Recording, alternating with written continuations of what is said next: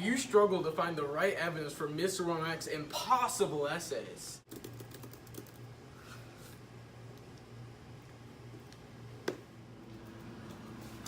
Scratching your head, trying to figure out how in the world to support your claim? I'm Arham Alam, and I'm here to help you ace your next essay. Come on, let's go. When deciding what evidence to use to support your claim, look for key words. For example, Mr. Womack makes us fail essays on purpose. An example of a keyword in this claim is the word fail. The perfect piece of evidence for this claim would be, I have failed every single essay so far. Don't forget to cite it. Although there are a lot of good pieces of evidence, there are also a lot of bad pieces of evidence too.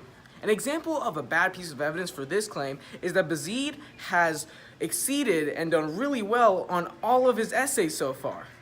The main reason it's bad is because, first, that doesn't support your claim, and second, it's simply false. We all know Bazeed has failed all of his essays.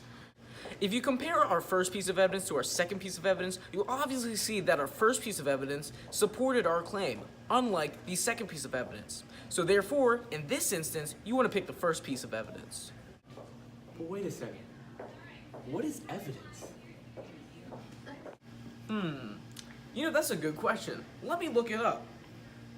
Okay.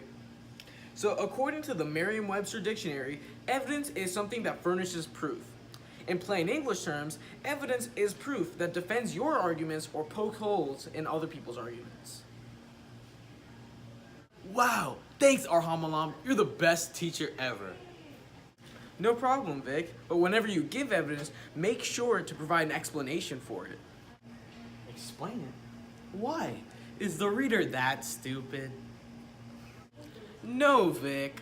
We simply don't know how much the reader knows. So essentially, we have to assume that they have an elementary or basic knowledge of the subject.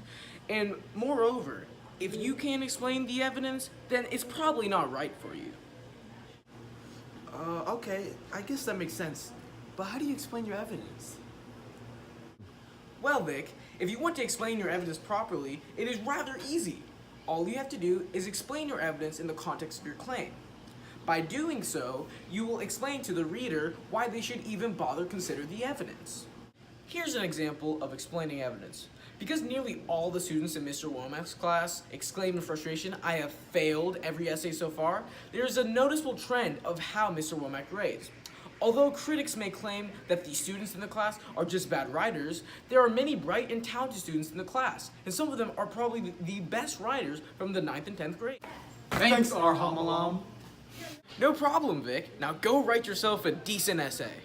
You got yourself a deal, Mr. Alam.